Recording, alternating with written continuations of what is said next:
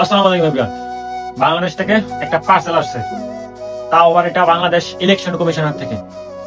বলতে গেলে বলা যায় যে সরকার আমাকে পাঠাইছে এই বিদেশের মাটিতে। আর সেটা হলো প্রবাসীদের একমাত্র কাঙ্ক্ষিত সেই পোস্টাল ব্যালট পেপার। আমি প্রায় 15-20 দিন, 1 মাসের আগে আমি এটা অনলাইনে আবেদন করছিলাম আর কি। তো গতকাল আমার হাতে এসে পৌঁছেছে এইটা হলো পোস্টাল ব্যালট পেপার আর কি। এখন আপনাদেরকে দেখায় আর কি।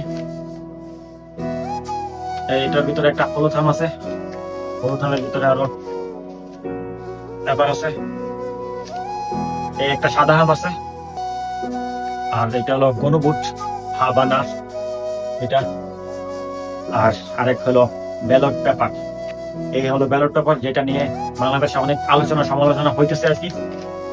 কার কার মার্কা ভাঙ্গার মাঝখানে পড়ে গেছে, কার মার্কা নিচে পড়ে গেছে দেখা যায় না, সেটা নিয়ে সমালোচনা চলতেছে। আসল কথা হলো যারা ভোট দেবে তারা কোনটা কোন জায়গায় পড়ছে না পড়ছে সেটা দেখবে না। যতই চিপাই থাকুক, যতই বা ভাঙ্গার চিপাই থাকুক, সে সেটা বিচারা বাইকেরা ভোট দেবে।